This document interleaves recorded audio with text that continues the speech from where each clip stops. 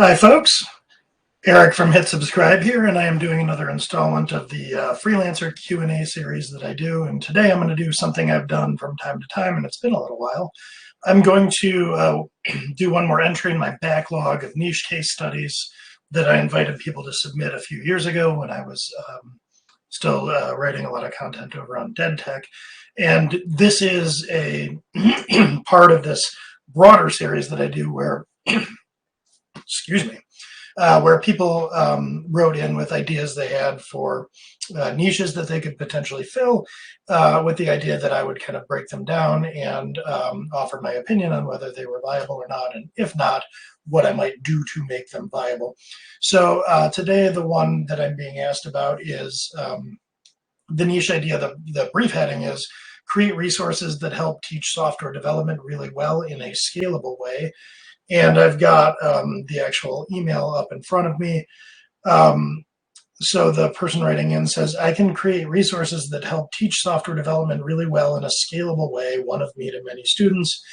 For example, here is two resources I've done a lot of work on. These collections have helped hundreds of students be successful, but I cannot get the school that's using them to double down on the opportunity here, even though it represents conservatively $300K a year in revenue to them. So that's kind of interesting. I'll go through what I think of this niche. I've made some notes here. So actually, before I start doing that, let me be specific again. And for YouTube, I'll link the video here. But to me, there's a difference between a niche and a specialty. A niche is about the market. There's a demand out there that is going unfilled, whereas a specialty is kind of your secret sauce. A specialty is like what you do and what you're good at. So when we're talking about evaluating a niche, what I'm really thinking of is the existence or lack thereof of market demand for a particular thing. And then also, assuming there is some demand for this particular thing, what would it look like to try to create a business filling that demand? So that's what I'm going to start off here, is just kind of my off-the-cuff assessment of creating a business of, in this case, creating content aimed at teaching software developers to be better at software development, and to do so in a scalable way. So I guess video or code samples or what have you would be highly scalable media for doing this. So starting out here, I would think of the addressable market and demand. So who would be interested in software developers getting better at software development? The answer to that is largely going to be software developers. And there are probably 20+ million software developers in the world. So in theory, there's a large addressable market. There are plenty of software developers, and presumably most of them would want to improve their craft. I should mention it looked from the code samples that were linked in here when this person was asking, gosh, probably 5 years ago, sorry for the delay on all these, was asking about Ruby. So you would probably narrow this down based on the question asker. It wouldn't just be any software developer. It would probably be Ruby or Ruby on Rails developers or whoever, or maybe the person asking this question knows a number of different stacks, but it would be comparably limited based on that. So I guess that's good. You've got a large addressable market, but number one, you're talking really about a B2C business, so you have a buyer with very little money. Now, I get it. Software engineers probably these days average a six-figure salary. I'm not saying that people who work as software engineers aren't, solidly upper middle class. It's a good job to have. But in the grand scheme of things, you're talking about business to consumer, and consumers tend not to have nearly as much business or as money to spend as businesses. And it's not like you're selling, merch or asking someone to subscribe to your Patreon or something. Software development services, businesses based on software development, are going to tend to be expensive. If you're a freelance software engineer, you're probably looking to make, 200K plus a year in revenue, and you're going to be hard pressed to make that amount of money, $5 Patreon contributions at a time. So the math is difficult in the B2C space if you're trying to earn a living selling software services.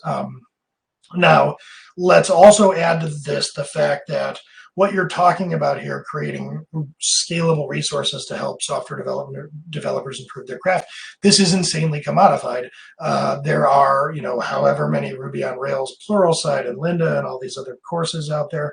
There are probably YouTube channels that are offering to help you with this for free, all kinds of tutorials and blogs, just legions of DevRels who are doing this as part of their job for a company, but free to the people consuming the content.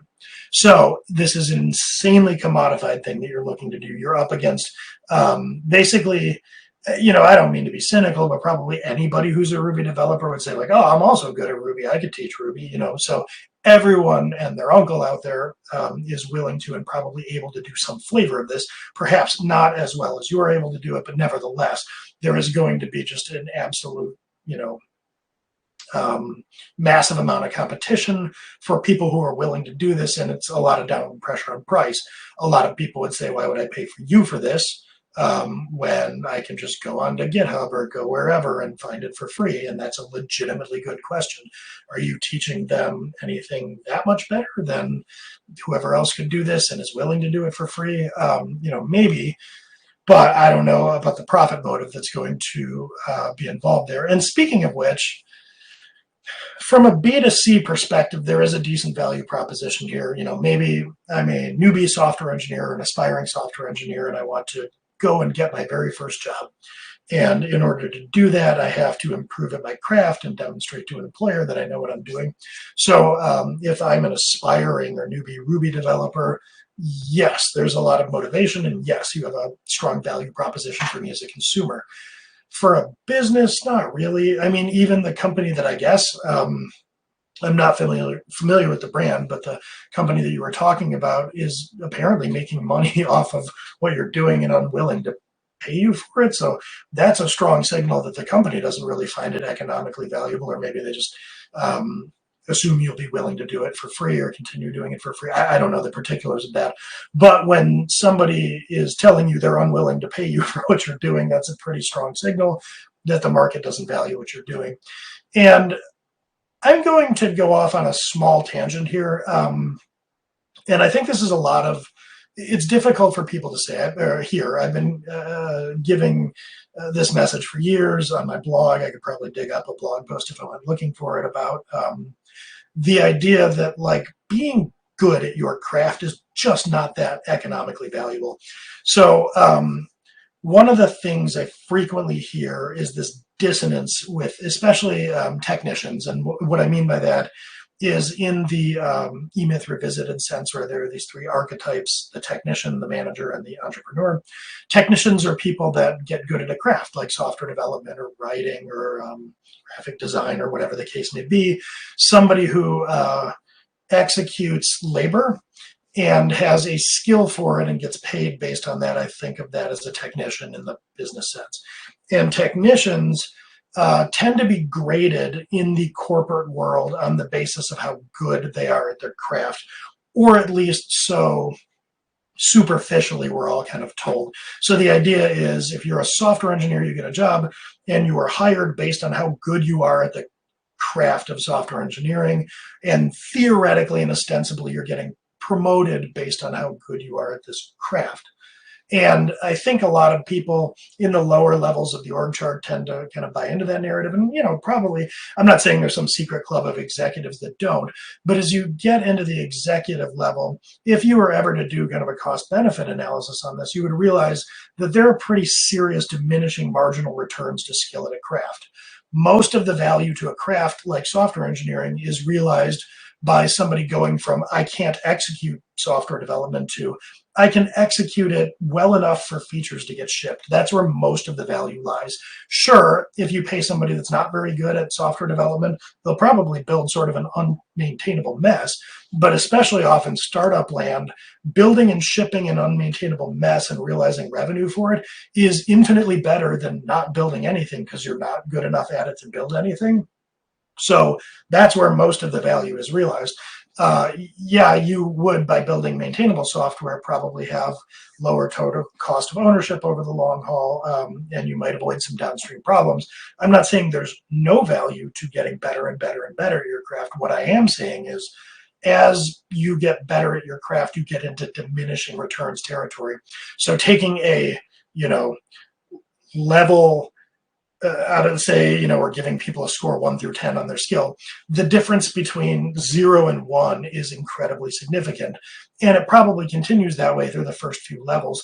But once you start getting into between levels 4 and 6, or 6 and 8, or 9 and 10, that really starts not to matter in a whole lot of situations. If you imagine somebody that's just incredibly skilled at software engineering in a particular stack, there's going to be relatively few situations from a business perspective where it matters whether the person is a 9 or a 10 in skill level. So many things would have to be true for that to matter. You would need a very specialized, unique situation where maybe you were, it was like the prop trading firms on Wall Street or whatever, where you've got all these competing firms that are trying to shave, microseconds off the algorithms that are trading or whatever. In a situation like that, then sure, going from a 9 to a 10 in being able to optimize, very close to the metal assembly code or whatever matters. But there are not a lot of situations like that. More likely, you're going to be banging out features on some CRUD app, and it's really not going to matter at all if you go from a 4 to a 7 in terms of skill level. It just isn't important. Or consider a situation where you are building the wrong thing. You have a misguided operation, a startup that should have pivoted or something. You're building something that nobody values. There wasn't enough voice of the customer done or whatever, and you're shipping things that nobody's going to buy. There is no value in what you're shipping. So likewise, there is no value in hiring a higher skilled person. It's not like you're going to craft excellent maintainable code to maintain this thing that's going to go out of business in 6 months. It doesn't matter. In fact, the more you pay for skilled people, the worse off you're going to be, because when the whole thing folds, you're going to have more debt at the end of this than if you had just hired entry-level people. So there are situations where the returns are actually negative.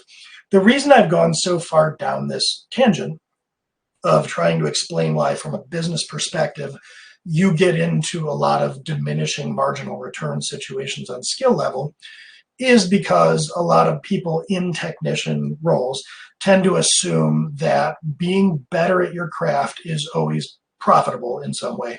And it might be for the individual contributor, because the broad-based narrative is more years of experience, more skill, more salary. But to the actual business, and this is the reason, or one of the reasons that you will see situations where older workforce gets laid off in favor of people that will do the work at half the salary. You could call this ageism, but it might be simple cost-benefit analysis of the economics of this. Somebody realizes, like, yeah, it's better if we have more skilled people by a little bit, but not by 2x. So them's the breaks.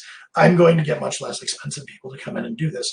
So the reason I'm talking about all of this is there is a tendency to, among the technician set, overvalue the economics of being good at craft. And in this situation where we're talking about the value of helping software developers get better at software development, there is a good value proposition there for the individual that is looking to get paid more by going and jumping to a higher paying job at a higher pay band and getting that senior title. It is valuable to that person. It is much less clear that significant upskilling of the workforce is going to be valuable to a company. It's just not a given. It's not a given that a company would necessarily bring you in and say, well, we've got a bunch of Ruby developers, and obviously it's worth paying to make them better at their craft. Because it's not obvious, that's not necessarily true. So it can be pretty hard to sell that on its face, just to say that, hey, in any situation, it would help if I upskilled your developers. So going to B2B in this world might be hard, but it is what I would recommend doing. So let me go into how I might turn this into a niche, because there are situations where upskilling the workforce makes sense. Like that can happen. I'm just saying it's not a given. The first thing that you might think about doing if you wanted to stay more into B2C land is, instead of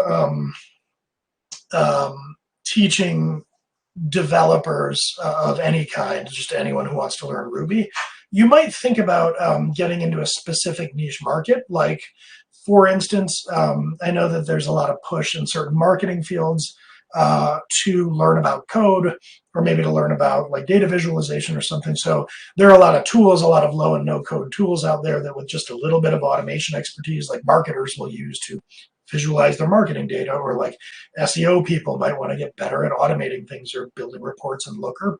So you could think about a niche where you identified somebody who had a skill and knowledge gap, where a little bit of Ruby on Rails or whatever could really go a long way in making them more marketable, either as freelancers or at their day jobs. So you could find a specific situation that gets easier to market to, and then market to that and become the person that is known for that. That's still kind of B2C-ish. What I would really do if I were you is think about how to flip this to B2B. And that's kind of always my recommendation to somebody that wants to be a freelancer and continue to apply their craft. Reason being, you're going to need to sell 6+ figures a year of services, and it's just really hard to do that in a B2C context.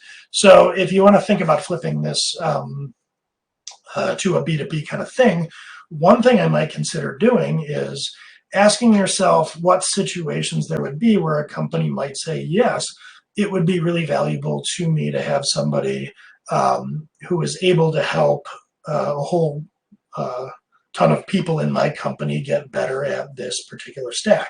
Now, this isn't getting better for better sake. One example might be you could specialize in helping people go from some stack to Ruby, or if you've moved on and you're doing Python, some stack to Python.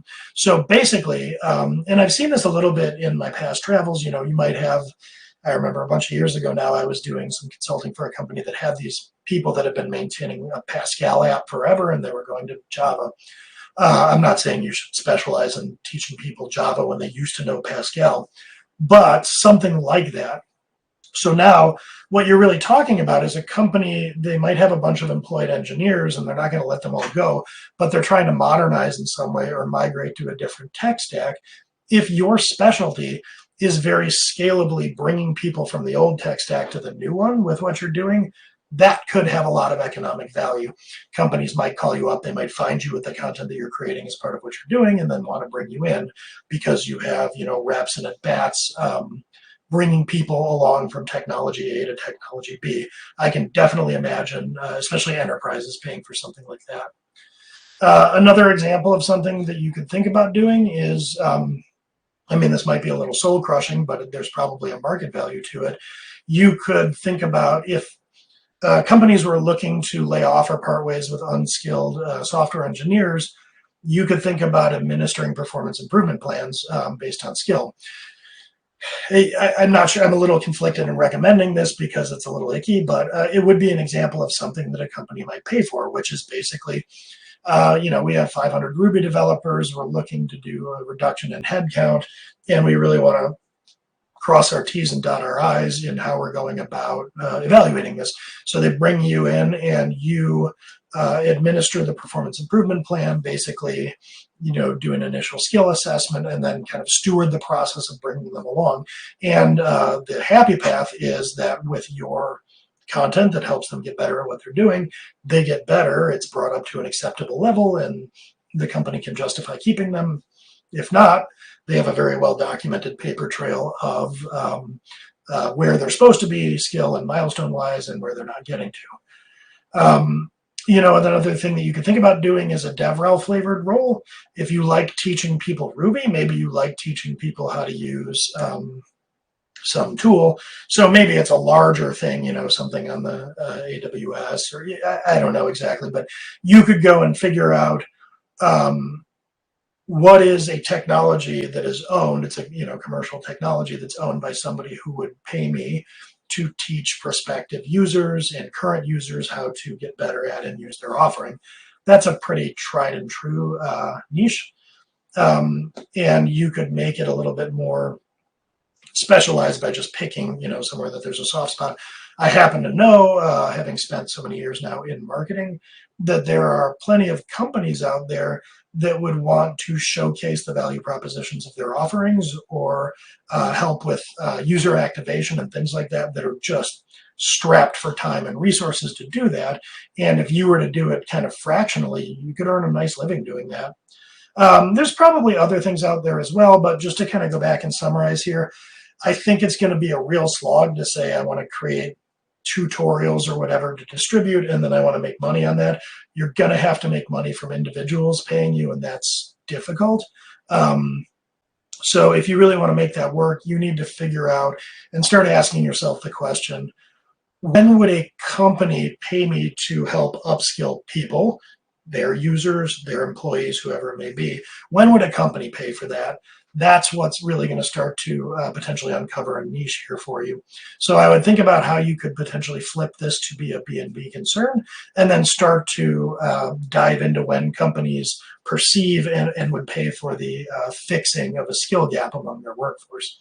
So hopefully that's interesting, and I will catch you all next time.